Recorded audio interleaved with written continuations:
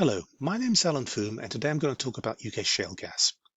A cottage industry, not a panacea for British natural gas prices that have become a record high in February 22 when I'm recording this video. So what's going on? So in the last winter, 2021-22, European natural gas prices have risen dramatically. And this has caused a lot of economic and social pain. For poor people, heat or eat.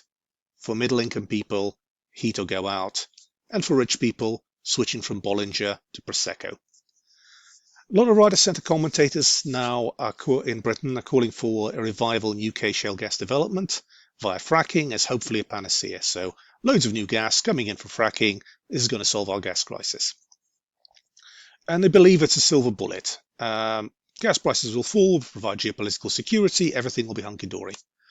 And as evidence, they put to US shale gas development that has had these effects in America, where gas prices have fallen and they have energy security. But the UK shale gas resource isn't quite as good. Now, the Bowland Shale, which is the main source of potential shale gas, is not as good as the best US shales. And there are plenty of other failed shales worldwide. For instance, in the early 2010s, Poland drilled 90 shale gas exploration wells and didn't find any commercial shale gas at all.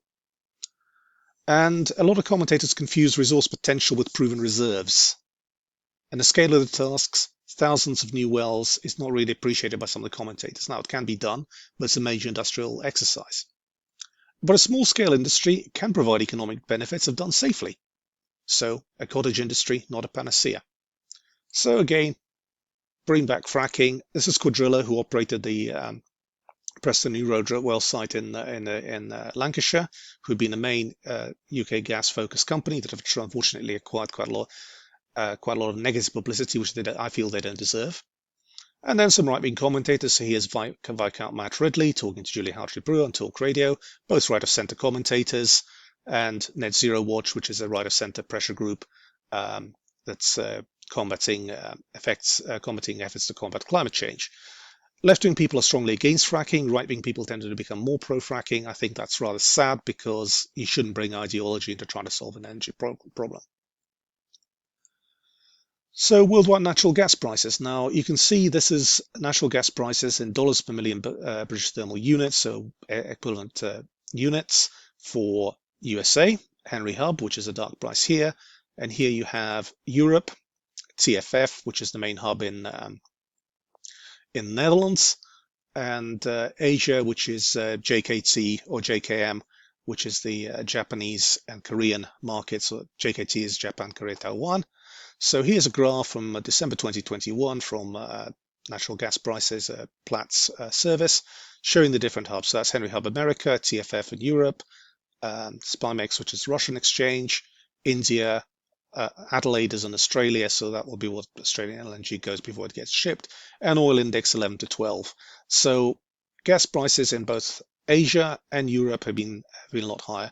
And this is natural gas, a natural balancing point, NBP. You have gas prices, you can see massive peak in December and then still significantly elevated to what it had been, causing a lot of economic pain. Looking at UK national gas balance, so these are figures from the BP Statistical Review of World Energy. You have indigenous production in blue, consumption in orange. The yellow line is net export. So, and then the green line is percentage of domestic. Now, what's happening is this. Production declined.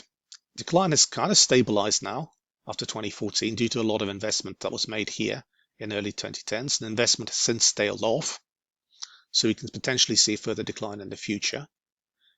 And at the moment, UK supplies roughly half of its gas from domestic resources. Consumption has also declined a bit after 2010. So it's lower now than it was at the beginning of the century, but not by that much. So imports have grown in order to plug the gap. Most of that UK imports are from Norway, continental Europe via pipeline. So that's roughly 30%. 50% is domestic and roughly 20% is liquefied natural gas, which comes from Nigeria, Qatar, Trinidad, some from Russia as well, and various other places. Price of LNG has spiked recently, which has made this also quite awkward. So that's the UK gas scenario. We were self-sufficient until about 2005. North Sea decline. We're now importer. So reserves and resources. Now, this is an issue the public and press find very confusing. So let's just explain this to you in relatively simple terms. Reserves are hydrocarbons that you're going to recover commercially in the future, known accumulations, existing technology, existing assumptions on costs and prices, all the appropriate regulations in place. So stuff that you know is there. Resources are hydrocarbon accumulations that haven't met this standard yet. Contingent resources are hydrocarbons you've discovered, so you've demonstrated with a well the hydrocarbons are there, but they haven't met the conditions of reserves yet. So we can't guarantee that these particular hydrocarbons can be recovered in the volumes that you're stating. Now, resources can be upgraded to reserves, but they might not meet the standard ever, so they might never ever get upgraded. Prospective resources are figments of geologists' imagination. They could be confirmed by a discovery well, but probably they ain't going to be there at all. Most of the resources for the UK shale gas are in the prospective resources, some of the contingent resources. There are no reserves right now because we don't have any commercially proven accumulations. Might get there, but we're not there anywhere near the place yet. So the main rock that people are concentrating on is the Bowland Shale, which is Carboniferous age, 350 to 320 million years ago. Located in northern England, it's been the focus of shale gas.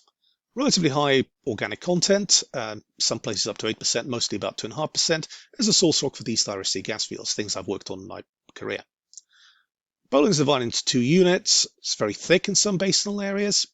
And DECC, which is a predecessor of the DCI, or base, they keep changing their initials, but it's the same people, did an estimate in 2013, which had fairly significant gas in place numbers. That's in place, not recoverable.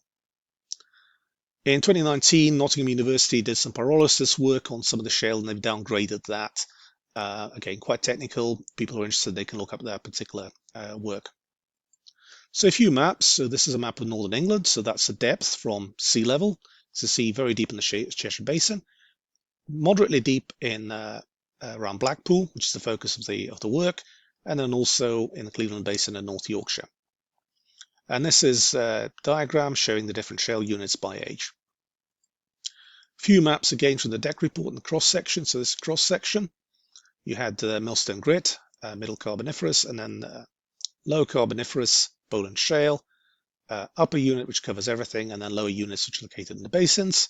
This is a unit of shale thickness. So again, basinal areas of thick shales, other areas of relatively thin shales, based on seismic interpretation. Then you have shale percentage. How much of that unit is actually shale, how much is rather than being limestone, siltstone, or sandstone. Now, the limestone and siltstone is actually quite useful because they increase the frackability of the shale. And how much of this shale is thermally mature, i.e. has been significantly cooked to give off the gas. So once you put all that together, there's only a few relatively interesting areas, and that's where the people are concentrating on. So that's the area around Blackpool and area in North Yorkshire around a place called Kirby Misperton. We'll focus on Blackpool. So this is a geological outcrop map, and this is what we're looking at. So they have relatively thick Triassic sediments over the top of it. It's buried quite deep with some faulting, and these are some maps from published papers. In terms of drilling, it'll be drilled via pads. So this is Quadrilla's site in Lancashire, where they were actually drilling. You can see it's quite busy. It's fenced off to try to minimize disturbance to the public. It's in the middle of open countryside, relatively away from populated areas, as it should be. Quadrilla, a responsible operator. And this is what a pad would have looked like once you've completed all the drilling, fracking, etc. Extensive activity doing the drilling and fracking, relatively little activity elsewhere. So there's a pad from Ohio. You can see there's some storage tanks. These are the wellheads, some processing units here, and a road, and a truck for scale. So relatively limited disturbance. Little about test drilling by Quadrilla. So they drilled the first well, Priest Hall, which is located here near Blackpool. It's a vertical well, and they tried to frack it, and the fracking induced a 2.3 magnitude induced seismicity, little earthquake. It was failed, but there was no damage, but a heck of a lot of publicity. Now, there are plenty of these events. There are about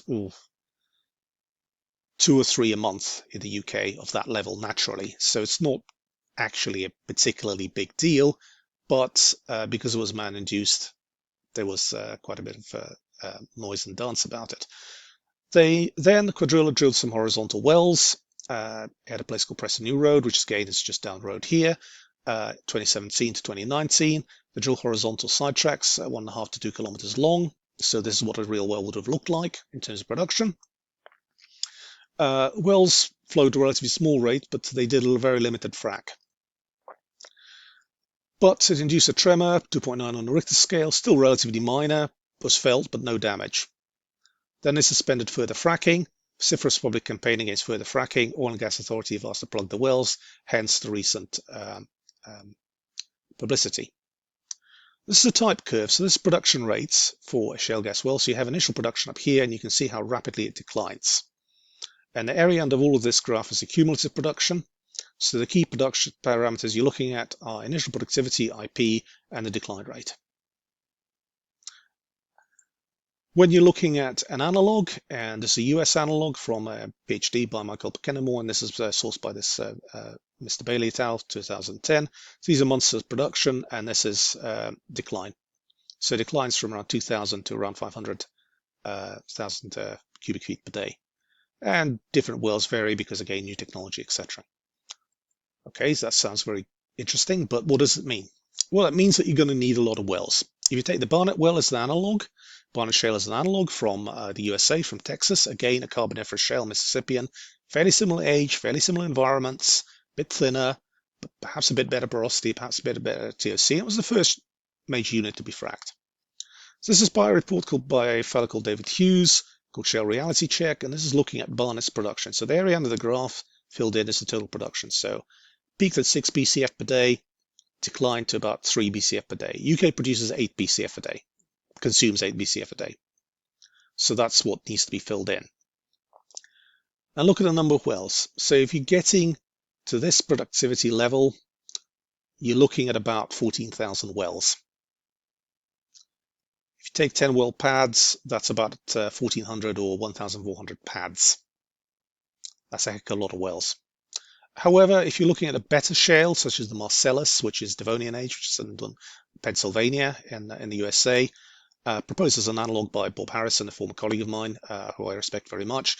They're producing 20 BCF a day, a heck of a lot more from a much better rock, from 12,000 wells. So if you're needing 8 BCF a day from Marcellus type wells, you still need a heck of a lot of wells. Where are you going to find them? How are you going to drill them, etc. But we don't know how well the Bowland's going to produce. This is a piece of work done by Euan Mearns, an energy blogger who I greatly respect. This was done back in 2014. So if you were drilling 100 wells a year, sustained campaign, 10 pads, 10 active rigs, about 30 days to complete a well, 30 days to drill a well, all put together. So effectively you have a pad per rig per year. And this would basically try to backfill. So this is UK's indigenous production. This is what shale would have contributed if we had gone ahead. And this is a slightly higher tempo of drilling. You still wouldn't have gone back up to what you were producing at around 2000 from conventional fields in the North Sea. So this is a scale of how big the North Sea is and how relatively small this thing is. Now, every little helps and this will be useful, but are there hundreds of locations that you can find? So finally, some opinions of mine. Now, I'm personally in favor of shale gas development. I will be perfectly okay if there was a shale gas location a mile or two from my house. Perfectly fine with it. But many other people don't share my opinion, and the UK onshore is a hard place for people to operate. And I would be concerned about proper regulation, operator competence, making sure that these people know what they're doing, and they have a strong commitment for safety, environmental protection, and community relations. And we need side-by-side, community-by-community decisions, because some people will be easier for it than others. However, the shale gas is produced from poor rock at low rates, and there's some concerns about long-term productivity. You can't really tell that until you try. You will need a lot of wells. Can we find the well pads, and will it be economic? So it's not a magic bullet, not a panacea, but potential useful little extra, potential cottage industry. So thank you very much. I'm Alan Foom, and I'll see you on the next one.